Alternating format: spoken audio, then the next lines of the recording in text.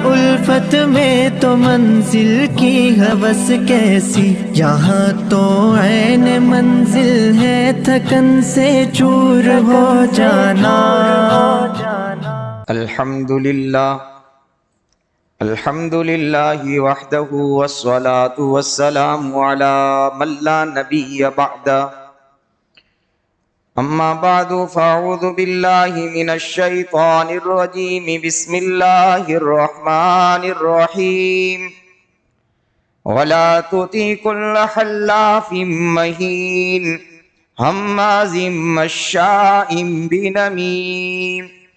وقال اللہ تبارک وتعالی فی مقام آخر، ما يلفظ من قول الا لديه رقیب عتید۔ وقال النبی صلی اللہ تعالی علیہ وسلم، لا يدخل الجنة قتات، وفي رواية مسلم لا يدخل الجنة نمام، او كما قال رسول اللہ صلی اللہ علیہ وسلم۔ درود شریف پڑھو۔ اللہم صلی علی محمد كلما ذکرہ الذاکرون، وصلی علی محمد كلما غفل عن ذکرہ الغافلون۔ یا رب صلی وسلم دائما ابدا علی حبیبک خیر الخلق کلہم۔ قابل احترام حضرات، سامعین کرام، بزرگوں، عزیز اور بھائیو، درس حدیث کی پچھلی مجالس سے یہ بیان چل رہا ہے کہ انسان کی زبان اگرچہ دیکھنے میں بہت چھوٹی ہے، لیکن اس سے بڑے بڑے وہ گناہ ہوتے ہیں جو انسان کو جہنم کا مستحق بنا دیتے ہیں۔ میں بھی کوشش کروں، آپ بھی کوشش کریں، ہم سب مل کر اس بات کی کوشش کریں گے کہ ہماری زبان پر ہمارا کنٹرول رہے، زبان کا احتیاط رہے، زبان کی نگرانی رہے، تو انشاءاللہ العزیز یہ زبان ہمارے اور آپ کے لیے جنت کا حقدار بننے کا ذریعہ بنے گی۔ اللہ یہ سب ہم سب کو نصیب فرمائے۔ زبان کے چند گناہ میں نے گنوائے تھے: چغلی کرنا، جھوٹا وعدہ کرنا، عہد شکنی کرنا، جھوٹ بولنا، جھوٹی قسم کھانا، اور آج پچھلی مجلس کے اندر ایک گناہ گنوایا تھا، چغل خوری کرنا۔ شریعت اسلام میں چغلی کرنا حرام ہے۔ کیا مرد، کیا عورتیں، کیا بچے، کیا بوڑھے، اس مرض میں ہم سب مبتلا ہیں۔ اللہ ہم سب کی حفاظت فرمائے۔ اس سے خطرناک بات کیا ہوگی اور اس سے ڈرنے کی اور کیا بات ہو سکتی ہے کہ نبی اکرم صلی اللہ علیہ وسلم نے عذاب قبر ہوتے ہوئے سنا، اور آپ نے ارشاد فرمایا کہ دو گناہ کی وجہ سے ان دونوں قبر والوں کو عذاب ہو رہا ہے، ایک کو پیشاب کے چھینٹے سے نہ بچنے کی وجہ سے، اور ایک کو چغل خوری کرنے کی وجہ سے۔ قرآن کریم میں چغل خوری کی عادت اور خصلت اس جگہ بیان کی ہے جہاں کافر اور منافق کا تذکرہ ہے۔ علماء نے اور مفسرین نے لکھا ہے کہ یہ عادت ایمان والے کی تو ہو نہیں سکتی، ہاں کافر اور منافق کی عادتوں میں سے یہ عادت ہے کہ وہ چغل خوری کرتے ہیں۔ قرآن کریم نے اس کی مذمت اور برائی بیان کی ہے، اور ہم سب کے آقا تاجدار مدینہ، حبیب خدا، امام الانبیاء محمد الرسول اللہ صلی اللہ علیہ وسلم نے اس کی مذمت اور برائی بیان کی۔ اسی پر بس نہیں، قرآن سے پہلے اللہ نے اپنے اپنے زمانے کے نبیوں پر، رسولوں پر، پیغمبروں پر کچھ کتابیں اتاری ہے۔ ان میں ایک کتاب زبور جو سیدنا داؤد علیہ السلام پر نازل فرمائی، انجیل سیدنا موسیٰ علیہ السلام پر، تورات حضرت موسیٰ علیہ السلام پر نازل فرمائی، انجیل سیدنا عیسیٰ علیہ السلام پر نازل فرمائی۔ ان کتابوں میں موسیٰ علیہ السلام پر اترنے والی کتاب تورات میں اللہ سبحانہ و تعالیٰ نے سب سے بڑا گناہ اگر کوئی ذکر کیا ہے تو یہ چغل خوری کیا ہے۔ کعب احبار ایک صحابی ہے، جو پہلے یہودی تھے، آسمانی کتابوں کا علم تھا ان کے پاس، ان کی روایت ہے کہ میرے نبی یعنی بعد میں تو محمد رسول اللہ صلی اللہ علیہ وسلم کا کلمہ پڑھا مسلمان ہوئے، لیکن اسلام لانے سے پہلے یہود کے بہت بڑے عالم تھے، وہ فرماتے ہیں موسیٰ علیہ السلام کی کتاب تورات میں اللہ نے سب سے بڑا گناہ اگر کوئی ذکر کیا تو وہ چغل خوری۔ سوچیں کتنا سنگین گناہ ہوگا یہ۔ اس لیے ہم اور آپ کوشش کریں گے، عذابات تو ہمارے سامنے ہیں۔ ایک روایت ہے سیدنا ابو ہریرہ رضی اللہ تعالیٰ عنہ کی، ابو داؤد شریف میں روایت موجود ہے۔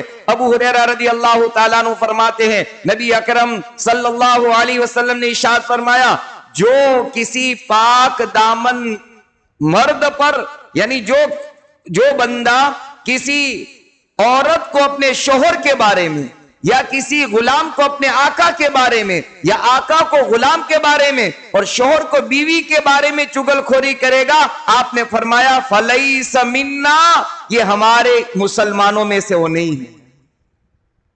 اور عام طور پر مستورات میں یہ ہوتا ہے، جہاں انبن ہوئی، میں نے پچھلی جمعہ میں ایک جملہ کہا تھا لگی بجھی کرنا، یہ عام عادت ہوتی ہے۔ اب تو مردوں میں بھی یہ خصلتیں آ گئی، اللہ ہم سب کی حفاظت فرمائے۔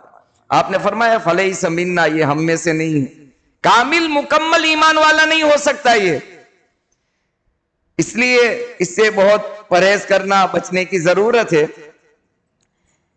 امام غزالی رحمت اللہ علیہ صاحب احیاء العلوم، انہوں نے دو واقعات ذکر کیے ہیں۔ پہلا واقعہ اگلے زمانے کے لوگوں کا ایک ذکر کیا ہے کہ ایک آدمی بازار کے اندر، اس زمانے میں غلام اور باندیوں کے لے بیچ کا خرید و فروخت کا رواج تھا۔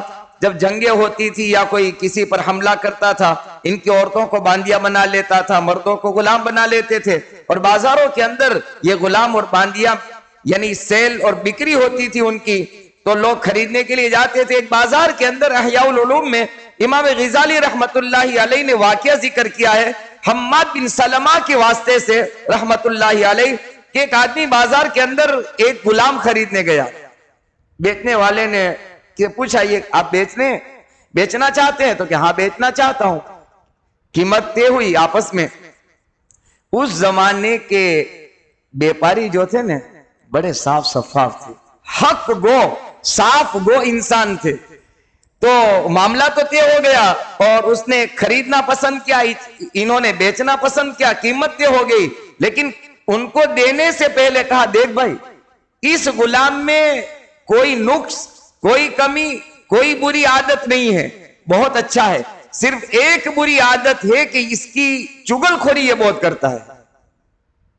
کتنے صاف گو ہوں گے اس زمانے کے لوگ، اپنا سامان بیچ رہے ہیں، اس کی برائی بیان کر رہے ہیں، اور اللہ مجھے اور آپ کو ہم سب کو معاف فرمائے، ہم اور آپ برے سامان کو اچھا کر کے بیچتے ہیں۔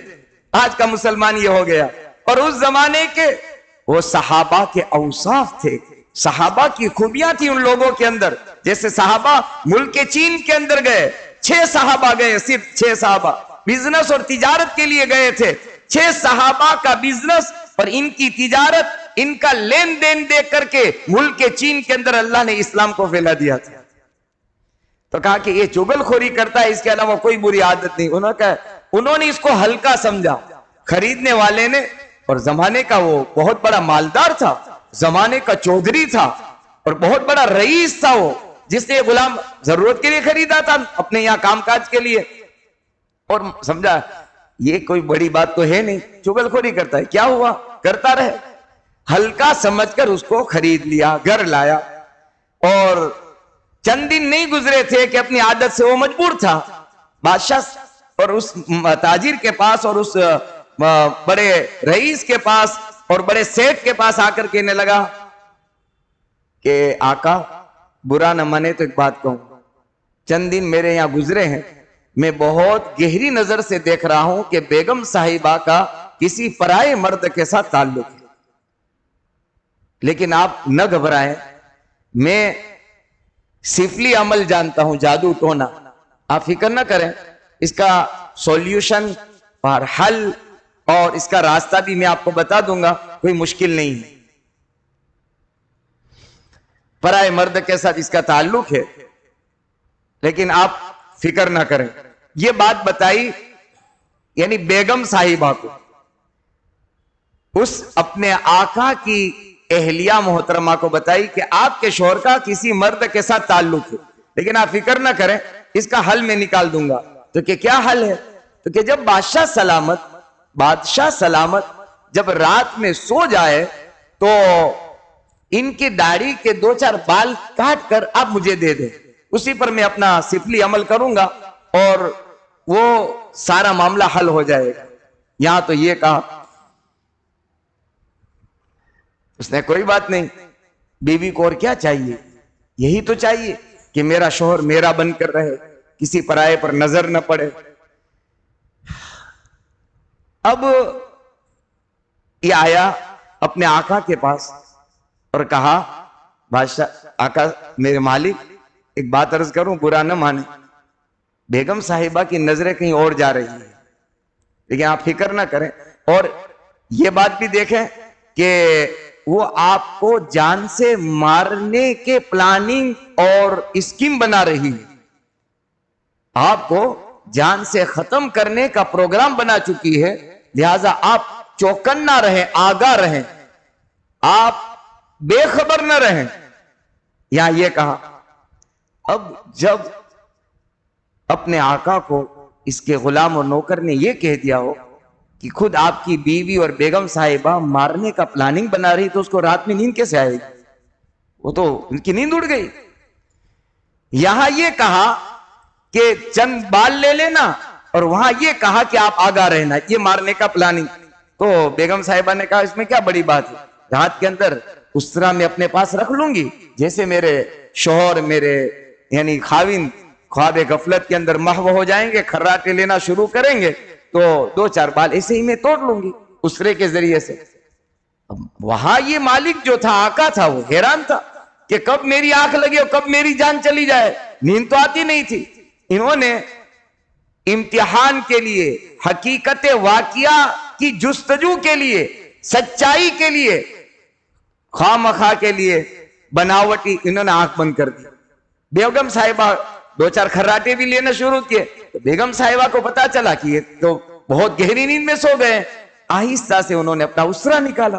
جیسے ہی اسرا نکالا تو ان کی آنکھ کھل گئی اور ان کو یقین ہو گیا کہ میرا جو غلام کہہ رہا تھا کہ جان سے مارنے کا پروگرام بن رہا ہے، ان کا شک حقیقت میں بدل گیا. یقین کے اندر ابھی تک تو شک میں تھا ان کا مالک، لیکن جیسے ہی اسرا نکلا اور رات کے وقت میں نکلا، اب ان کو کیا پتا تھا کہ 2-4 بال کاٹنے کے لیے نکالا ہے.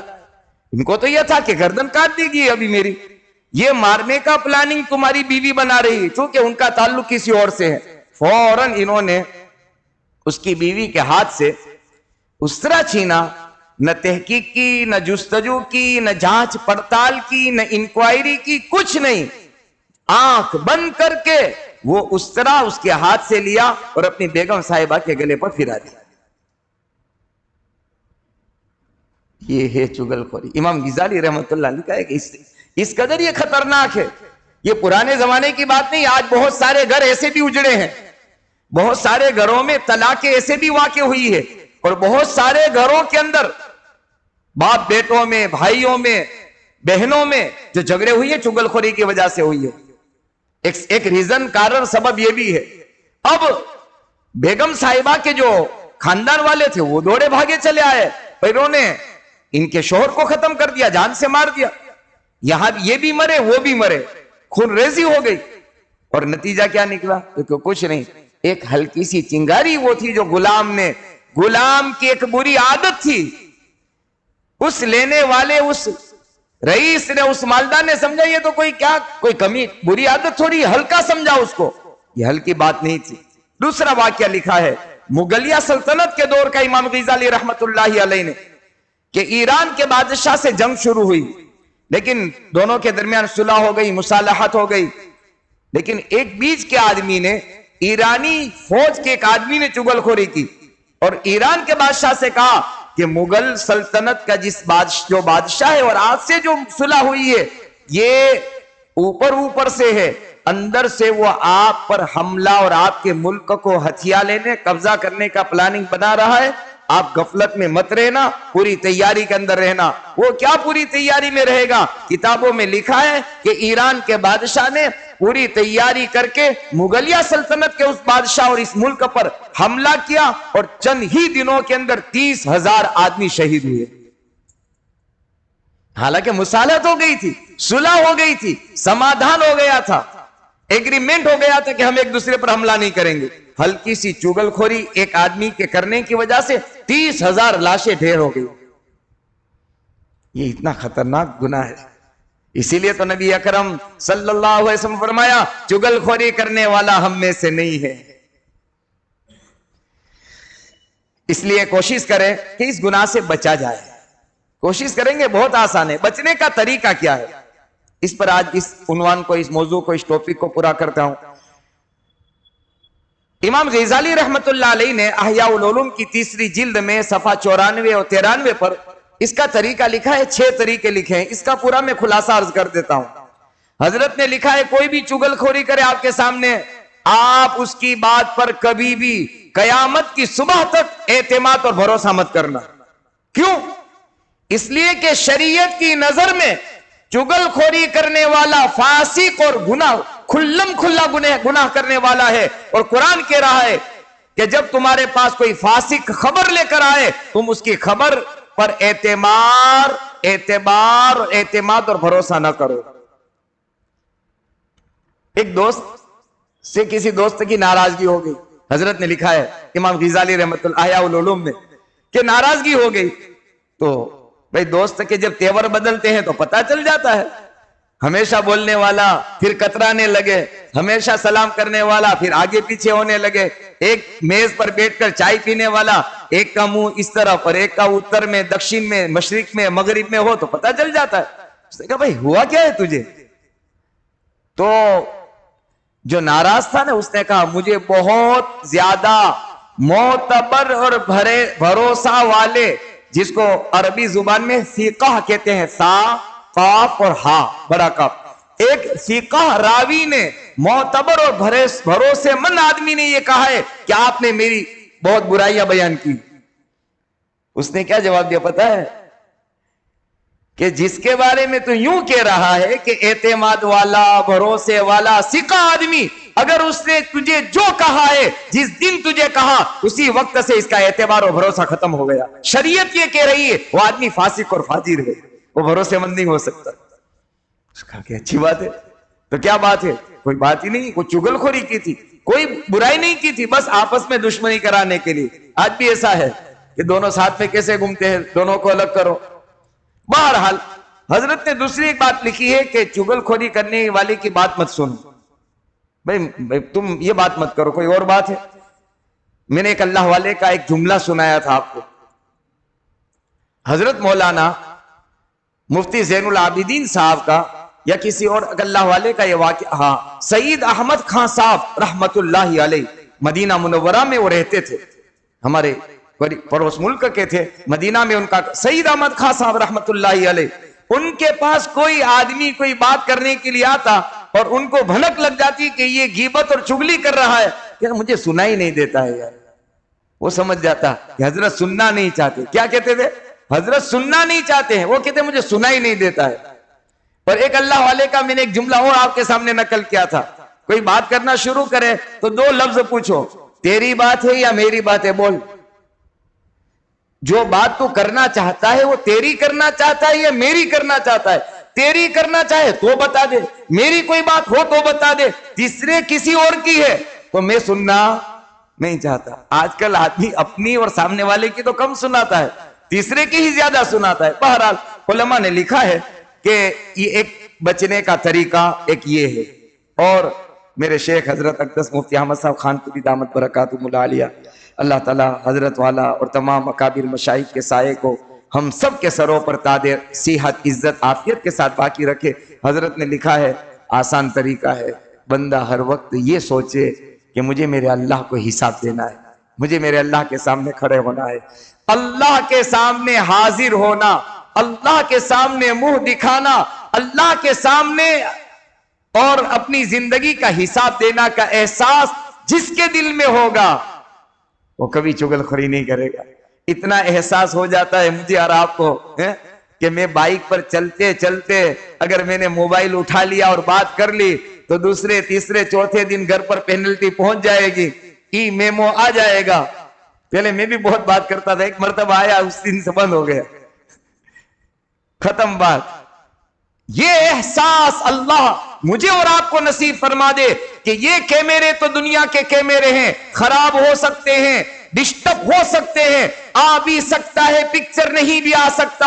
اللہ کی نہ سونے والی آنکھ ہم سب کو ہر وقت ہر آن دیکھ رہی ہے. اس سے بڑا کوئی کیمرہ نہیں ہے ہمارے لیے, اللہ کی آنکھ دیکھ رہی. یہ احساس ہو گیا بس پھر چغل خوری آپ کی زبان لڑکھڑائے گی. یقین کے ساتھ میں کہہ رہا ہوں, آپ کی زبان رکنے لگے گی جب آپ شروع کریں گے نا اور آخرت کے عذاب کو یاد کریں گے کہ قبر میں مجھے کوئی چھڑانے والا نہیں ہوگا. جس کی غیبت کی وہ تو اس کے تو گناہ معاف ہو جائیں گے, لیکن قبر کے اندر جو عذاب ہوں گے مجھے کوئی چھڑانے والا نہیں ہوگا. یہ احساس اور یہ یاد دہانی میرے اور آپ کے سامنے آ جائے گی. ختم. اس دن سے عادت اگر میری پڑی ہے آپ کی پڑی ہے, شروع ہوگی زبان, لیکن بریک لگنا شروع ہوگی. یار چلو بات بدل دو, جہاں چغل خوری ہو عنوان ٹاپک اور بات بدل دو, چھوڑو یار یہ. اور تو حضرت نے لکھا ہے, وہی تو عبداللہ ابن عمر رضی اللہ تعالیٰ عنہ جنگل میں جا رہے ہیں, ایک بھوک لگی, پیاس لگی, ایک چرواہے کو دیکھا بکریاں چرا رہا ہے. کہا کہ ایک بکری سے دودھ دے دے یار, بہت پیاس بھی لگی ہے, بھوک بھی لگی ہے, دودھ پیوں گا. تو کہا بھائی میری نہیں ہے, میں تو غلام ہوں, میرے آقا کی بکریاں ہیں. تو کیا کہا کہ آقا کہاں دیکھنے آئے گا, ایک کام کرتے ہیں, چل تیرا بھی ہو جائے میرا بھی ہو جائے. کیا تو کہ قیمت لے لے, ایک بکری مجھے دے دے, دودھ بھی پی لیں گے, تو بھی پینا میں بھی پی لوں گا, پھر ذبح کریں گے, گوشت پکائیں گے, تو بھی کھانا میں بھی کھا لوں گا, تجھے بکری کی قیمت مل جائے گی. تو کہا کہ آقا پوچھے گا تو کہہ دینا بھیڑیا ایک بکری کھا گیا. اس زمانے میں کھا جاتے تھے.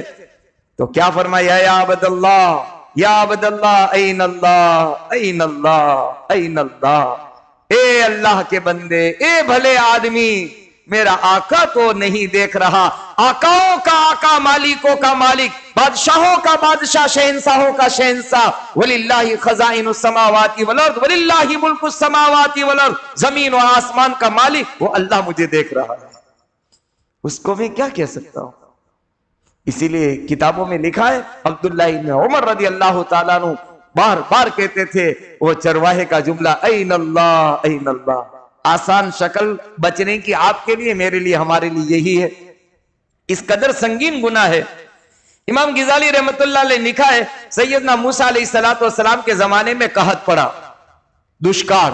موسیٰ علیہ السلام اپنی قوم کو لے کر کے اللہ سے بارش مانگنے کے لیے, دعا کرنے کے لیے ایک شہر سے باہر نکلے. ایک مرتبہ نکلے, کوئی بارش کے آثار نہیں. 2-4 دن گزرے, پھر نکلے, کوئی بارش کی علامتیں نشانیاں نہیں اللہ کی طرف سے.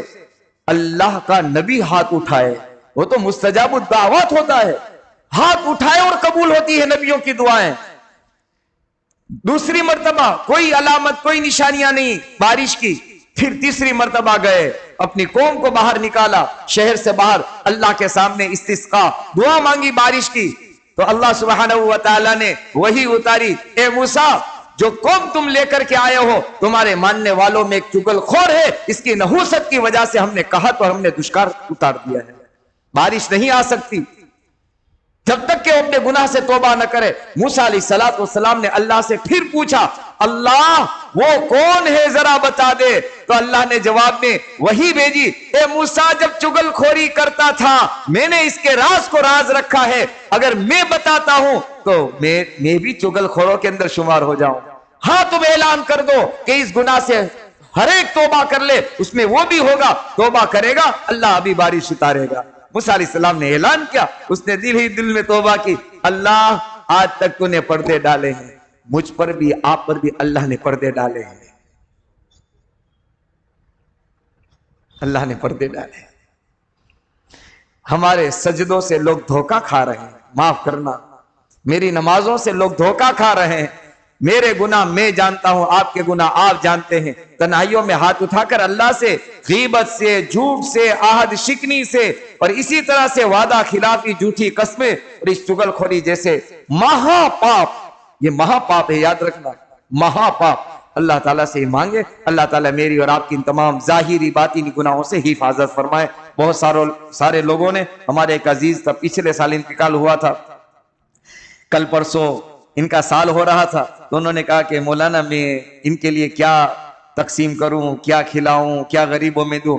میں نے کہا کہ ہمارے یہاں سال کے بعد کچھ نہیں ہے، یعنی اسی دن کرنا ہمارے یہاں نہیں ہے، ہر وقت ان کے لیے مغفرت کی دعا اور صدقات اور خیرات کرتے رہو۔ بہرحال انہوں نے دعاؤں کی مغفرت کی دعا کی درخواست کی ہے، اللہ ان کی اور تمام مرحومین کی اللہ پوری مغفرت فرمائے۔ درود شریف پڑھ لے، دعا کر لیتے ہیں۔ اللہم لک الحمد کما ینبغی لجلال وجہک وعظیم سلطانک، اللہم لا احصی ثناء علیک انت کما اثنیت علی نفسک، یا رب صلی وسلم دائما ابدا علی حبیبک خیر الخلق کلہم۔ اللہ آج یہ بولنے والی زبان اے اللہ پتہ نہیں کب بند ہو جائے گی۔ لوگ کہیں گے، سنائیں گے کلمہ پڑھو، کلمہ پڑھو، کلمہ پڑھو۔ اللہ کہیں ایسا نہ ہو ہمارے گناہ کی وجہ سے ہماری زبان پر تو لگام لگا دے۔ اے اللہ یہ زبان بڑی قیمتی تھی، جھوٹ میں چلی، جھوٹی قسموں میں چلی، وعدہ خلافی میں چلی، عزتوں کے پامال کرنے میں چلی، غیبتوں میں اور چغل خوری میں چلی۔ اللہ یہ زبان تو تیرا نام لینے کے لیے تھی، یہ زبان تو محمد رسول اللہ پر درود پاک پڑھنے کے لیے تھی، آقا کا پیارا محبت بھرا نورانی نام لینے کے لیے تھی۔ مالک ہم نے اس کو ضائع کیا، غلط یوز اور استعمال کیا ہے۔ اللہ آج تک تو چلاتا رہا، تو چاہتا تو زبان پر لقوہ طاری کر دیتا، زبان پر بریک لگا دیتا۔ اے کریم، اے رحیم رب، ہمارے تمام گناہوں کو معاف فرما دے، ظاہری اور باطنی تمام گناہوں سے توبہ کی توفیق عطا فرما دے، ہمارے ظاہر کو باطن جیسا بنا دے، ہمارے باطن کو ظاہر جیسا بنا دے۔ اے اللہ گناہوں سے نفرت دے دے، گناہوں سے نفرت دے دے، نیکیوں کا شوق دے دے۔ اللہ امت کے بیماروں کو شفا دے دے، مقروضین کو قرضوں سے چھٹکارا دے دے، قیدیوں کو رہائی دے دے، مقدمات میں پھنسے باعزت بری فرما دے۔ امت کے اللہ صاحب اولاد کی اولادوں کو نیک صالح بنا دے، دین کے داعی بنا دے، آنکھوں کی ٹھنڈک بنا دے، عالم حافظ اے اللہ علوم نبوت کو اپنی پسلیوں میں محفوظ کرنے والا بنا دے۔ اللہ جو نرینہ اولاد کے خواہش مند ہے، خزانہ تیرے پاس ہے۔ اے ابراہیم کو بڑھاپے میں اسماعیل دینے والے، اے ابراہیم کو بڑھاپے میں اسماعیل دینے والے، تو خزانوں کا مالک ہے، سب کو دیا آپ نے دیا ہے، دے رہے ہیں آپ، دے رہے ہیں، آئندہ دیں گے آپ، اپنے خزانے سے دیں گے۔ اے اللہ جو نرینہ اولاد کے خواہش مند ہے، اللہ نیک صالح نرینہ اولاد عطا فرما، جن کے بچے اور بچیاں شادی کی عمروں کو پہنچی ہے یا رشتے کے عمروں کو پہنچی ہے، اللہ ان کے رشتے اور نکاحوں کی شکلیں پیدا فرما دے، رشتے اور نکاحوں کی شکلیں پیدا فرما دے، نیک صالح جوڑی نے عطا فرما دے۔ اس بستی کے قبرستان میں اللہ بہت سارے تیرے بندے تیری بندیاں سو رہی ہے، اندھیروں میں ہے، منومن مٹی کے نیچے ہے، کوئی تو ہمارے دوستوں میں ہے، کوئی ہماری نمازیوں میں ہے، کوئی ہمارے رشتہ داروں میں ہے۔ اللہ چھوڑ کر تیرے حوالے کر کے آئے ہیں، اللہ ان کے پاس تیری رحمت ہی رحمت ہے، اللہ اپنی رحمتوں کا نزول فرما دے اور جنت الفردوس میں انہیں اعلیٰ مقام عطا فرما دے۔ آج تک کی ضرورت آپ نے پوری کی ہے، آئندہ آپ ہی پوری کرنے والے ہیں، ہماری ضرورت اپنے خزانے سے پوری فرما دے۔ ملک کی حفاظت فرما، ملک میں رہنے والوں کی حفاظت فرما، اے اللہ اس ملک کو ظالم کے پنجوں سے نجات عطا فرما، اے اللہ مظلومین کی مدد فرما، مظلومین کی مدد فرما۔ ہماری دعاؤں کو اور جن لوگوں نے ہمیں دعاؤں کے لیے کہا لکھا سنا متمنی متوقع ہے یا اس مجمع میں جو بیٹھے ہیں دل کا حال اللہ تو جانتا ہے، ان کی ضرورتیں اپنے خزانہ غیب سے پوری فرما دے۔ صلی اللہ تعالی علی رسول خیر خلقہ سیدنا محمد وعلی آلہ وصحبہ اجمعین برحمتک یا ارحم الراحمین۔